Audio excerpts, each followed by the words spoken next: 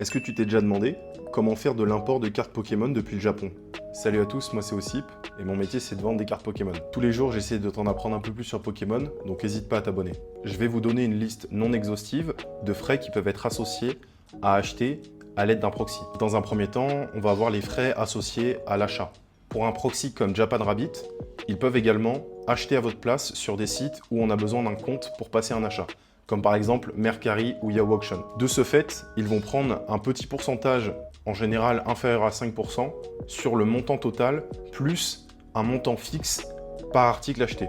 Comme autre type de frais, vous allez avoir les frais de réception de colis, les frais de consolidation, les frais pour éventuellement prendre des photos de ce qu'il y a à l'intérieur du colis, les frais d'envoi du colis vers la France.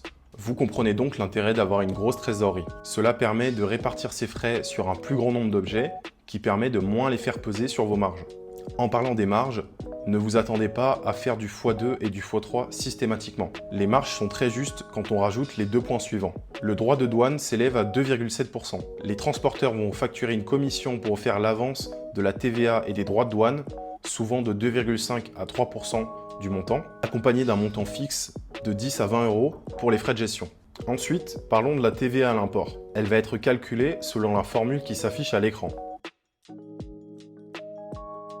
On va faire un exemple pour illustrer. Admettons que vous achetez pour 200 € de cartes au Japon et que ces cartes ont une valeur de 400 € sur le marché français. Je vais vous afficher le calculateur et je vous laisse faire pause pour voir les détails.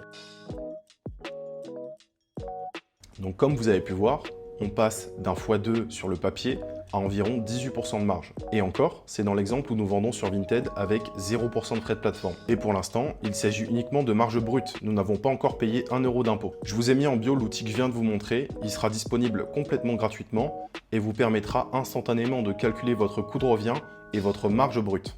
Il est extrêmement facile à utiliser. Vous avez juste à rentrer vos différents frais, votre prix d'achat en yens ou en euros, les éventuels frais de plateforme sur la plateforme sur laquelle vous vendez, par exemple Whatnot, Card Market, eBay, etc. Et ensuite, rentrer le prix de revente, ainsi une estimation ou le coût réel des frais de port. Une fois que vous avez rentré toutes ces informations, vous allez avoir le coût de revient à partir duquel sera calculée votre marge brute réelle. Donc voilà, c'est tout pour cet épisode.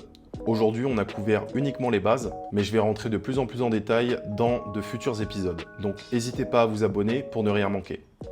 Ciao!